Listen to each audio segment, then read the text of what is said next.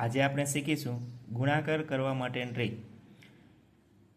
આપણે દાખલા તરીકે કોઈ પણ બે અંકની સંખ્યા આપેલી હોય 15 ગુણ્યા 12, તો બધા વિદ્યાર્થી મિત્રોને ખ્યાલ છે।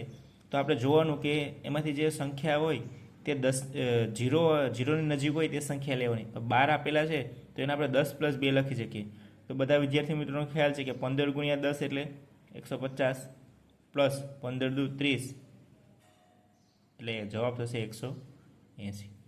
આ રીતના આપણે કોઈ પણ એક બીજી સંખ્યા લઈએ, દાખલા તરીકે 13 ગુણ્યા 22।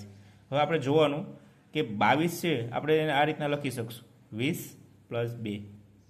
જે જીરોની નજીકની સંખ્યા હોય એ લેવાની, એટલે એ આપણે ઇઝીલી તેનો મલ્ટીપ્લાય કરી શકીએ। તો બધા વિદ્યાર્થી મિત્રો ડાયરેક્ટ કરી શકીએ 13 દુ 26 અને પાછળ આપણે એક 0 એડ કરી દઈએ એટલે 260। અને બધા વિદ્યાર્થી મિત્રોને ખ્યાલ છે કે 13 દુ 26 એટલે આનો જવાબ થશે 286। હવે આપણે કોઈ એક એવી મોટી સંખ્યા લઈએ, દાખલા તરીકે 17 ગુણ્યા 35। તો બધા વિદ્યાર્થી મિત્રોને ખ્યાલ છે કે 17 30 35ને આપણે 30 + 5 લખી શકીએ। આ મલ્ટીપ્લાય બધાને આવડતો હોય છે કે 17 તેરી 51 એ બધાને ખ્યાલ હોય છે, અને આપણે પાછળ ખાલી એક 0 એડ કરવાનું હોય, અને પ્લસ 17 પંચા 85, જવાબ આવશે 595।